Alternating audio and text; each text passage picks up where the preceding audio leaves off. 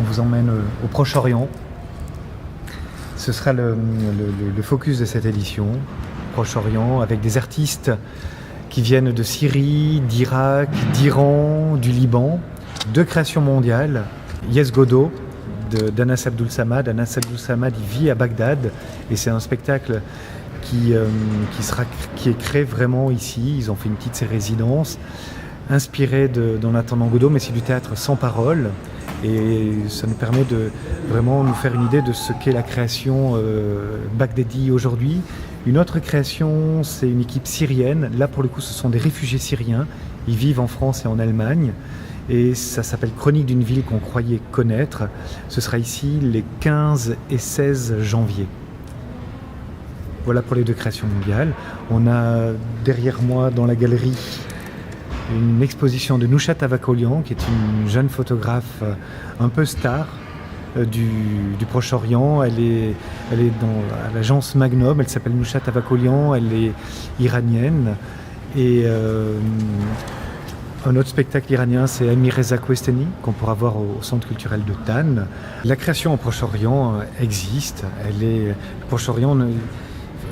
On a souvent une image du Proche-Orient un petit peu catastrophique, puisqu'on en a surtout des échos par les news, par l'actualité qui est toujours navrante. Mais on en oublierait presque que le Proche-Orient, c'est quand même une région de culture. C'est entre le Tigre et l'Euphrate, donc dans l'actuelle Syrie et Irak. Justement, les artistes qu'on accueille en création cette année viennent de là-bas. C'est dans cette région-là qu'ont été inventés pas moins que l'écriture, que l'agriculture, l'urbanisme, tout vient de là-bas. On pourrait presque dire que tout vient de là, bien avant les Grecs même. Et c'est vrai que la culture reste vivante dans cette région du monde. Les artistes qui créent aujourd'hui avec des moyens très limités, mais avec une ferveur très, très présente. Alors après, là, je fais allusion aux Irakiens. Pour ce qui est des Syriens, ceux qui vont créer ici, ils sont réfugiés, ils sont en exil et ils créent cet objet ici. Et ça fait des années qu'ils ne sont pas retournés dans leur pays. Une ouverture, forcément, sur une autre façon d'appréhender le plateau. C'est une autre langue aussi. Ils jouent en arabe, une langue qu'on n'a pas l'habitude d'entendre ici. C'est un autre rapport au corps, un autre rapport au texte. C'est d'autres esthétiques.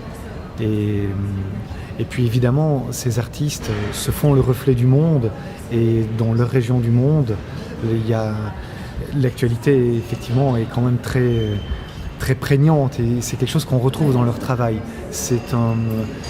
Parfois, ça me fait penser un peu à ce que devait être le théâtre de Brecht juste après la Seconde Guerre mondiale. Il y a quelque chose chez eux une espèce d'urgence à exprimer leur quotidien, à rendre une image de leur société. L'imaginaire iranien n'a rien à voir avec l'imaginaire arabe.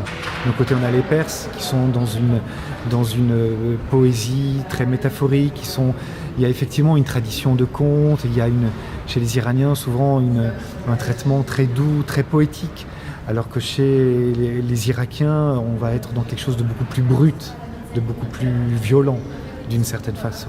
Donc je ne pourrais pas résumer le Proche-Orient, ce serait une très mauvaise idée. On a demandé à Sophia Aram d'être la marraine de cette 7e édition. Sophia Aram, on l'avait accueillie il y a 2 ans ici, et elle était tombée sur un programme des Vagabondes. Elle avait été assez étonnée de voir qu'on puisse présenter des productions aussi singulières, aussi éclectiques sur le pourtour du bassin méditerranéen.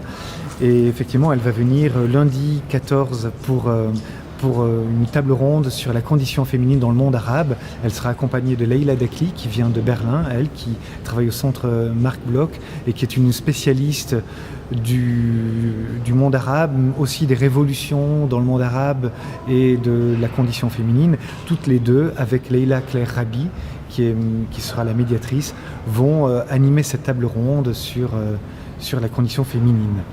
Et puis, alors, il y a presque autant de conférences et de tables rondes que de spectacles. On aura Henri Laurence du Collège de France.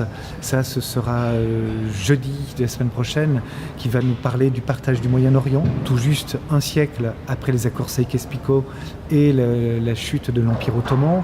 On aura Myriam Benrad qui viendra nous parler de l'Irak d'aujourd'hui. Également Leila Dakli qui va nous parler du soulèvement en Syrie et j'en passe. Également à ne pas rater samedi 19 une jeune poète irakienne, Aya Mansour, qui est poète, qui est aussi journaliste, qui est une féministe activiste à Bagdad. Donc c'est quand même beaucoup de choses pour une seule personne, qui va venir nous lire ses poèmes en arabe et ils seront traduits en français, avant de participer à une table ronde juste après sur la liberté d'expression, aussi bien pour les artistes que pour les journalistes.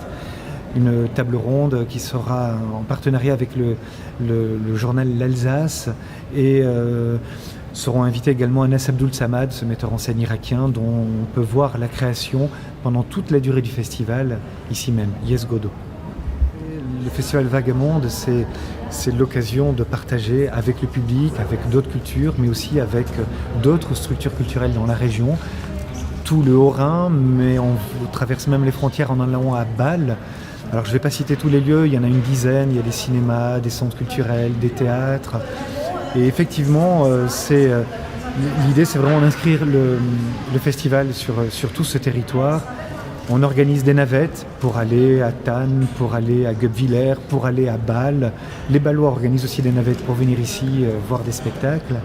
Et c'est effectivement un moment un peu particulier dans l'année. Et c'est l'occasion pour toutes ces structures de travailler ensemble, de concert.